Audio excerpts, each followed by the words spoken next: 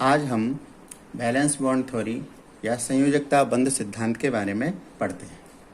अब उस संयोजकता बंध सिद्धांत इसको किसने दिया? पॉलिंग नामक वैज्ञानिक ने दिया।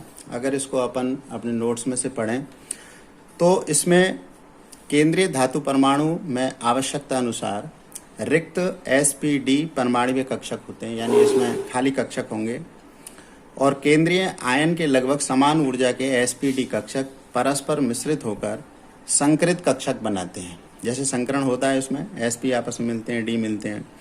ये संकरित कक्षक लिगैंड के उन कक्षकों के साथ अतिव्यापन करते हैं जो बंधन हेतु इलेक्ट्रॉन युग्म प्रदान करते हैं, क्योंकि लिगैंड क्या करेगा? इलेक्ट्रॉन युग्म प्रदान करेगा। अतः ये बंध कैसे होते हैं? दिशात्मक होते हैं।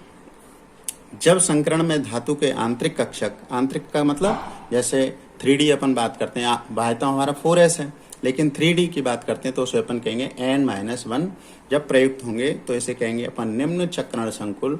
और जब ये बाहरी कक्षक यानी 4s है तो बाहरी कक्षक के जो d कक्षक प्रयुक्त होते हैं तो उसे अपन बाह्य चक्रण संकुल कहते हैं। ठीक है ना? हाई स्पिन कॉम्प्लेक्स या फिर निम्न चक्रण संकुल, लो स्पिन कॉम्प्लेक्स। और चुंबकीय आघूर्ण को हम कैसे निकाल सकते हैं? म्यू बराबर √n+2 बोर मैग्नेटॉन इसकी यूनिट है।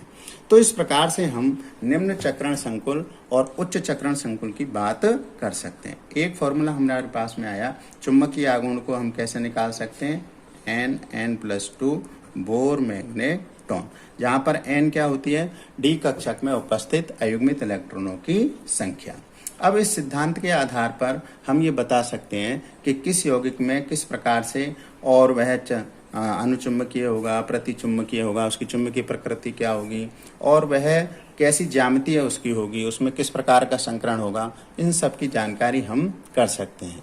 इस प्रकार से हमारे पास में एक सिद्धांत और होता है जिसे अपन कहते हैं क्रिस्टल फील्ड थ्योरी। ठीक है ना? क्रिस्टल क्षेत्र विपाटन सिद्धांत। ठीक है ना? CFT। अब ये जो CFT है, ये दो जो अपन ने ज्यामिति पढ़ी है, एक तो पढ़ी थी अपन ने समतलीय वर्गाकार और एक पढ़ी थी अपन ने अष्टफलकीय, यानी चतुष्फल की और अष्टफल के दो प्रकार की जो आकृति पढ़ी है उसके अनुसार इनके होते हैं। तो अब यदि हम बात कहें तो हम क्या जानते हैं? हम जानते हैं कि D में कितने कक्षक होते हैं? 5 कक्षक होते हैं। ठीक है ना? D में कितने कक्षक होते हैं? 5 कक्षक होते हैं। और जब इन 5 कक्षकों की अगर हम ऊर्जा की बात करें तो ये पांचों कक्षक कैसे होते हैं? लगभग समान ऊर्जा के होते हैं। तो इसलिए हम इनको क्या कहते हैं? समभ्रंश कक्षक कहते हैं। क्या कहते हैं? समभ्रंश कक्षक। समभ्रंश कक्षक कहते हैं इनको। ठीक है ना? Degenerate orbitals. अब ये हम जानते हैं कि ये x dx/dy/z dz² और dx² - y² और dzx, इस प्रकार से 5 कक्षक होते हैं। अब जब इनके पास में लिगेंड्स आते हैं तो ये 2 भागों में बट जाते हैं। अब 2 भागों में बट जाते हैं तो इनमें कुछ की ऊर्जा तो कम रहती है और कुछ की ऊर्जा ज़्यादा रहती है। तो जिनकी ऊर्जा कम रहती है उनको तो हम कहते हैं T2G, यानी ये 2 हिस्सों में बट गए, इनको बोलते हैं T2G। ऐसे याद कर सकते हैं T2G, यानी 3 है तो ये 3 हो गए और ये हो गया EG, ये 2 कक्षक हैं। इनकी ऊर्जा ज़्यादा हो जाती है और जिसमें अपन कहते हैं ये DX जो अक्ष पर उपस्थित होते हैं, dx² - y² और dz², तो इनकी ऊर्जा अधिक होती है, इसलिए इनमें तो ऊर्जा में वृद्धि हो जाती है, और जो अक्षों के बीच में रहते हैं इनकी ऊर्जा में कमी होती है, इसलिए यह इनकी ऊर्जा कम हो जाती है। तो इस प्रकार से इनकी ऊर्जा में अंतर हो जाता है और 2 भागों में बट जाते हैं, और इसे ही अपन कहते हैं क्रिस्टल क्षेत्र विपाटन, यानी इनकी 2 ऊर्जाओं में और बट जाना ये कहलाता है। अब इनकी ऊर्जा जो होती है वो क्या होती है? +6dq, और इनकी जो ऊर्जा होती है वो होती है माइनस हो जाती है ये, यानी कि 4dq।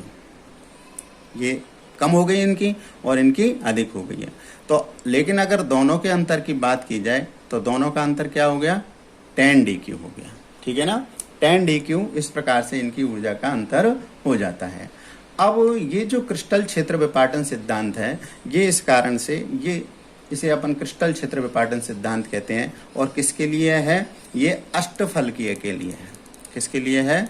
अष्टफलकीय, जिसे अपन कहते हैं ऑक्टाहाइड्रल। और ऑक्टाहाइड्रल को किससे रिप्रेजेंट करते हैं अपन? इसे कहते हैं अपन डेल्टा ओ। यानी कि जो ऊर्जा का अंतर है, डेल्टा का मतलब अंतर और ओ का मतलब है ऑक्टाहाइड्रल, यानी अष्टफलकीय में ऊर्जा का जो अंतर है वो है 10 DQ।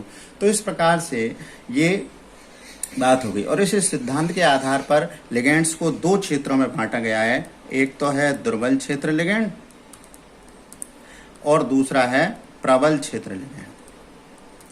अब प्रबल क्षेत्र लिगेंड में मुख्य रूप से अगर अपन देखें तो CN है, CO है, कार्बोनिल, साइनाइड, NH3, ये मुख्य रूप से इनको बांटा गया है।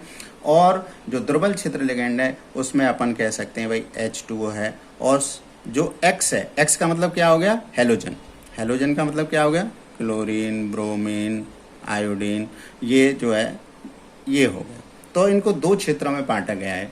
अब इस प्रकार से यानी कि डी कोष में जो इलेक्ट्रॉन्स हैं उनका जो निर्धारण है वह दो बातों पर निर्भर करता है, ठीक है।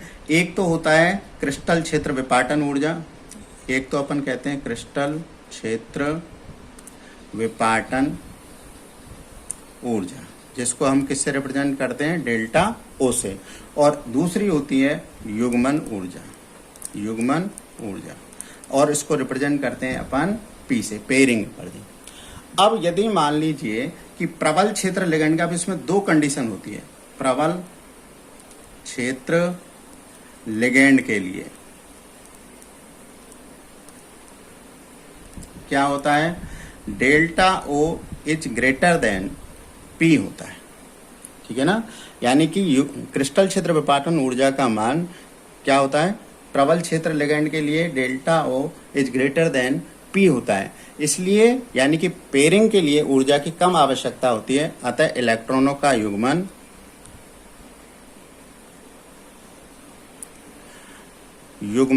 होगा। और दुर्बल क्षेत्र लिगेंड के लिए इसका उल्टा होगा, डेल्टा ओ लेस देन पी, अतः इलेक्ट्रॉनों का युग्मन नहीं होगा।